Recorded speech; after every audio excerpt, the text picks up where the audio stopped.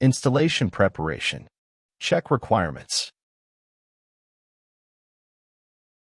In this module, we are going to learn how to navigate to the Broadcom documentation site.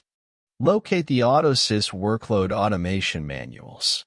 Check AutoSys Workload Automation requirements as documented in the manuals.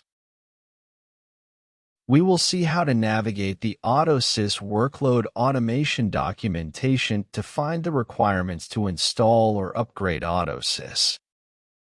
Knowing this information is necessary before installing AutoSys. First, we navigate to Broadcom documentation site techdocs.broadcom.com. Then, we select CA Enterprise Software. Once in Enterprise Software, we select Intelligent Automation. And, under Intelligence Automation, we select AutoSys Workload Automation. Here we have all of the AutoSys Workload Automation manuals. In this case, 12.1.01 version. Before starting an installation or upgrade, we should review the release notes. The release notes include all of the relevant information about the AutoSys version. Here we can find information such as the new features in the version, the known issues, the AutoSys system requirements, the compatibility matrix, AutoSys support for other Broadcom products, and AutoSys Web UI and CAEM compatibility. These are the main topics to review before install or upgrade AutoSys.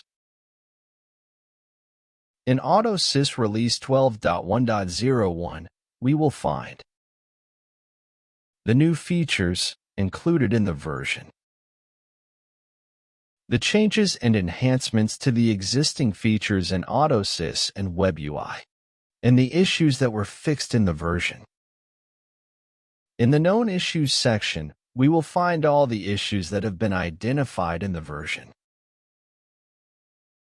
This section provides the AutoSys system requirements for each supported platform.